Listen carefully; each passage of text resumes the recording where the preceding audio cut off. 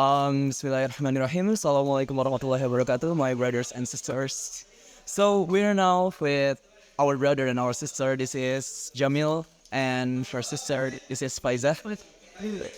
Oh, they always pronounce their name. So Alhamdulillah, we are now in Leeds, and it took us about 4 or 5 hours bus trip from London to get to Leeds.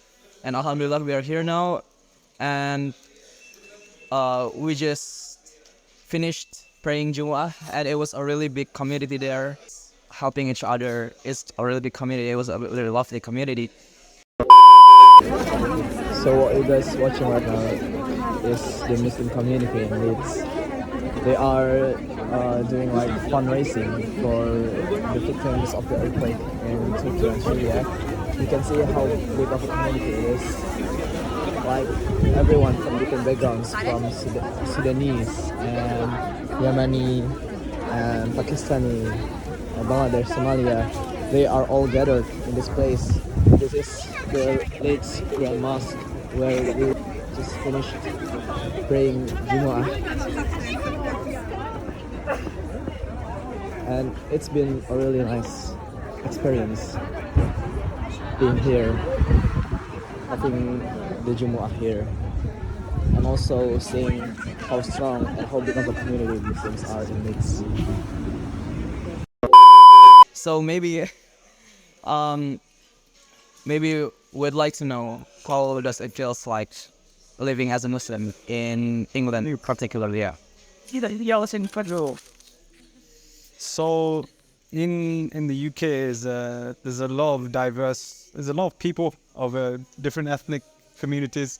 There's a lot of it's very diverse. There's a lot of people. A lot of Muslims come from different countries. They live here. They live here as a community, and mashallah, we managed to pray Jummah Salah together. There's a section for girls and a section for men, and they're raising awareness of the earthquake, the recent earthquake that happened in Syria and Turkey. Alhamdulillah, they're doing charity funding, and we'll organize this pretty well. So alhamdulillah. Yeah, but living in the UK, it's pleasant as a Muslim because there are plenty of facilities that have been made for us Muslims. There are mosques that have been built for us with those facilities all included. There are jamaats constantly going out, and there are a lot of close communities which raise funds for like any sort of causes. Like for example, the floods in Pakistan that were happening for some time ago. They were raising funds for that as well. And there are always events that are constantly happening in the masjid to remind us to populate the masjids. And that's why the Jamaat are also going out to also populate those masjids so that we can come closer to the deen.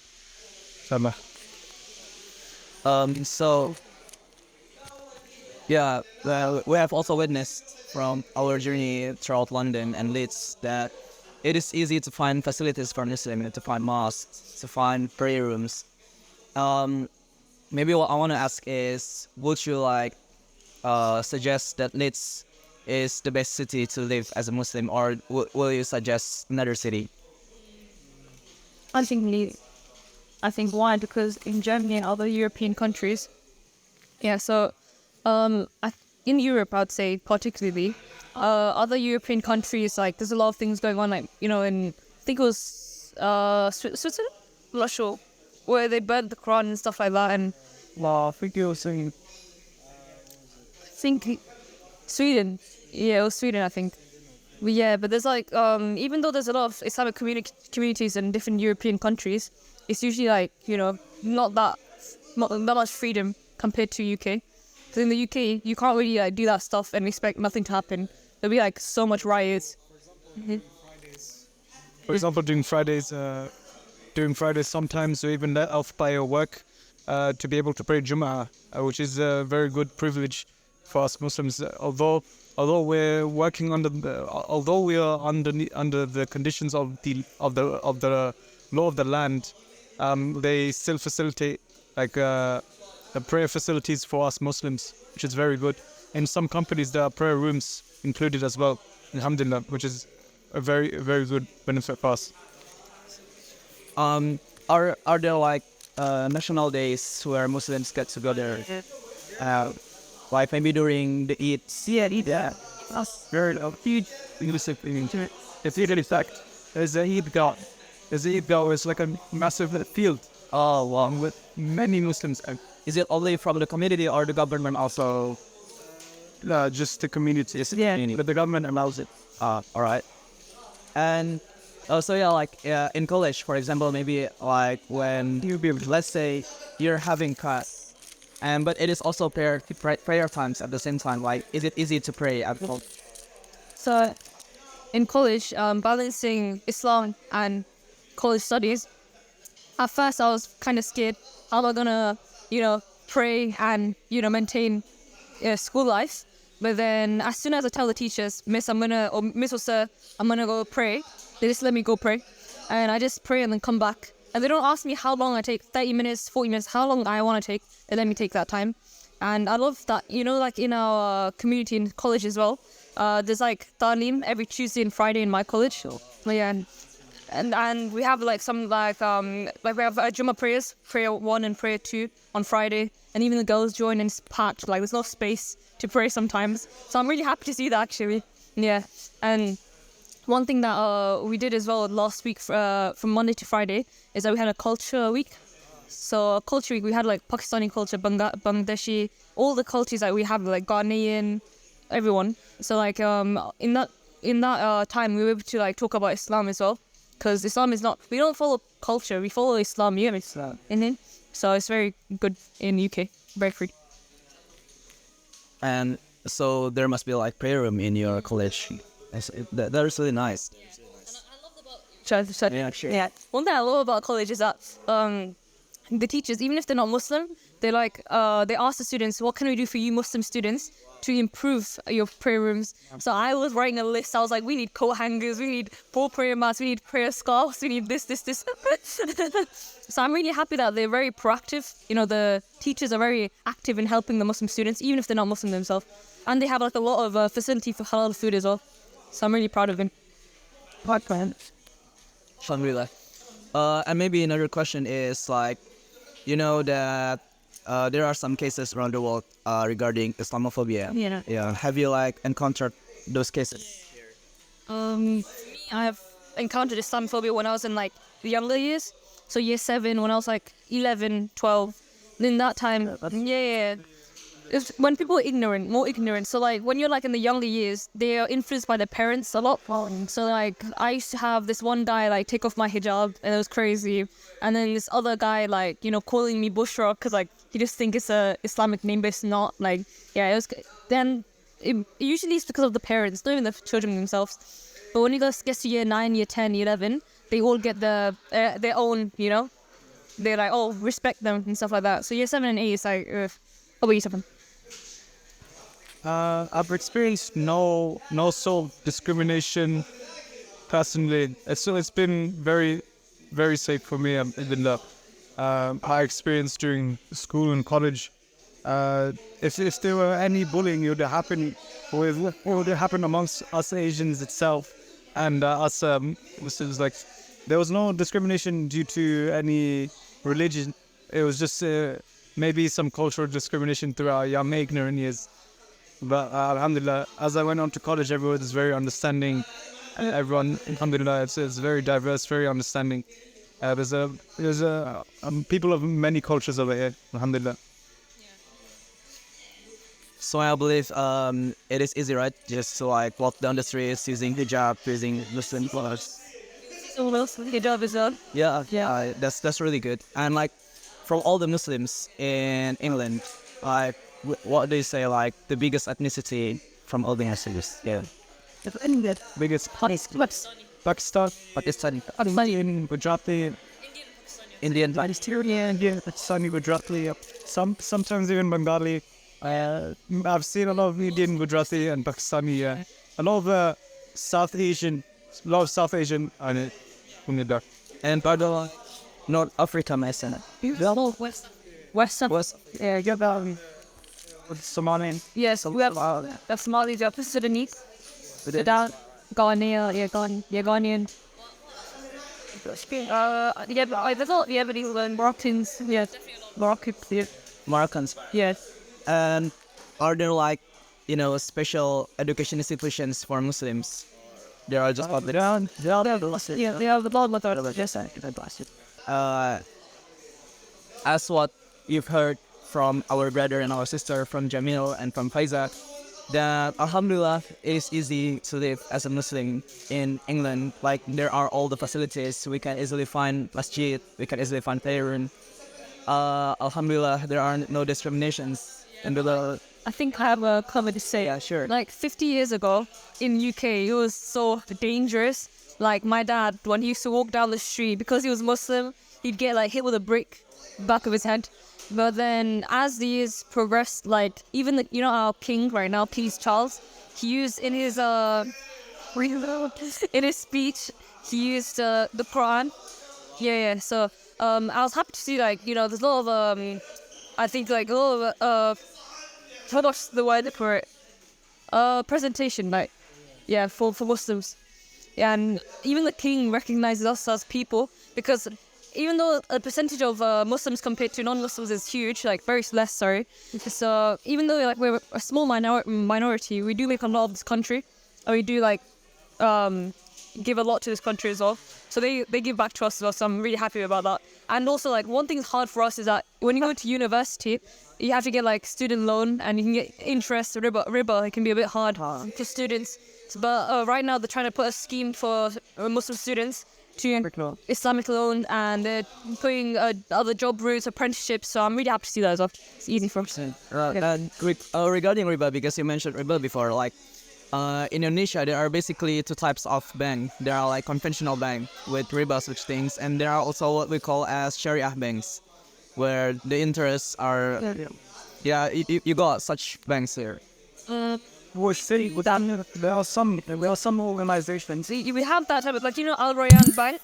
So there's some Islamic banks. Yeah. So you can't just get from the government, but the Islamic banks, if you go to them and talk to them about what type of loan you want to get, they'll mortgages. Yeah.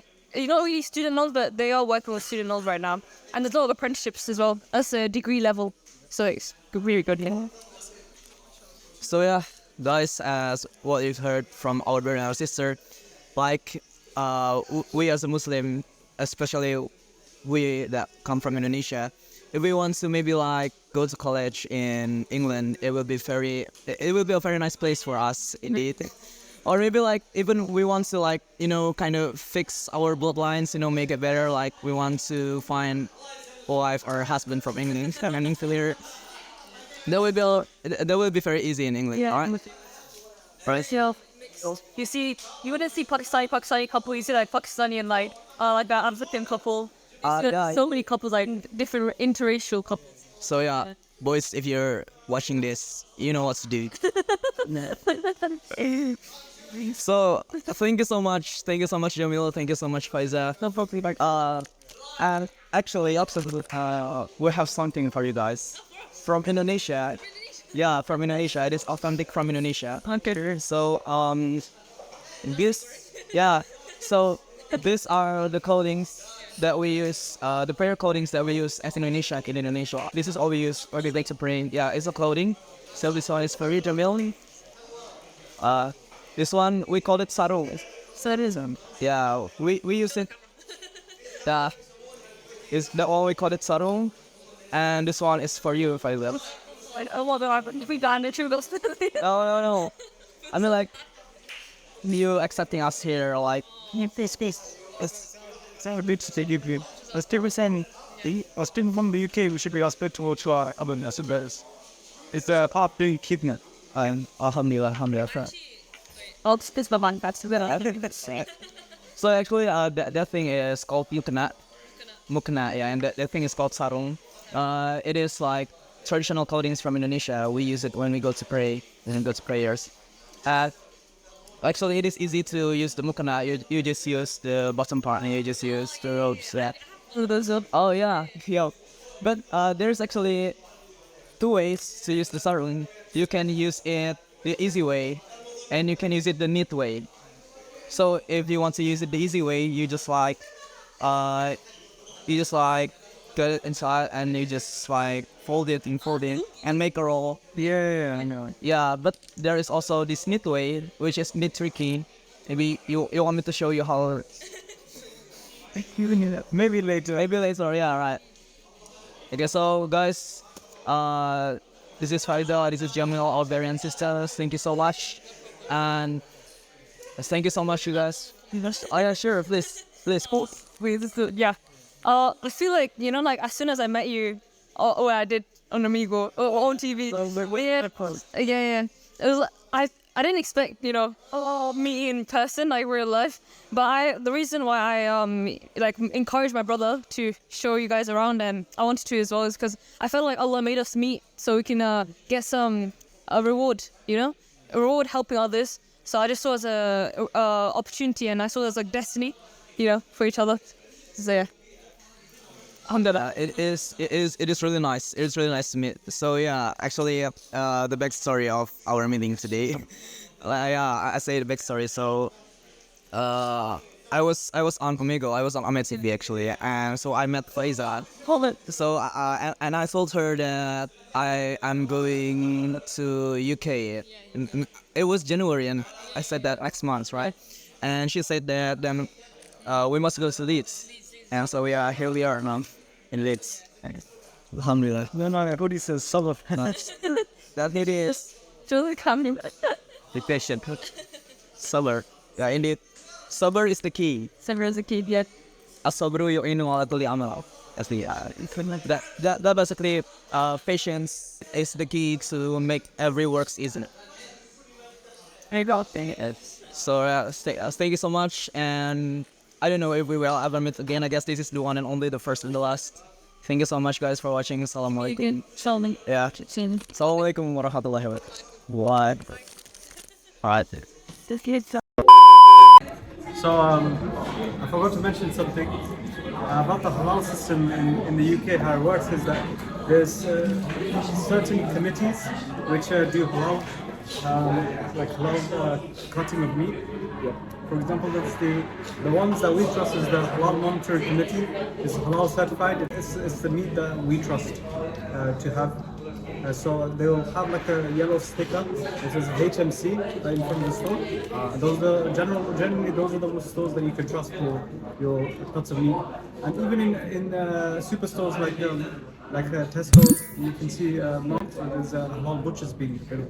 So yeah, by the way, guys, Tesco is like let's say Indomaret or Superindo in Indonesia. They don't know what Tesco is. Tesco is Sainsbury's and Tesco. Yeah, That's okay. Yeah. Maybe one more thing, if I may. Yeah. Like I heard, even like in some KFC stores, there are like some KFC that has the halal logo. Is that true? Or? Pepsi. Yeah. I heard somewhere that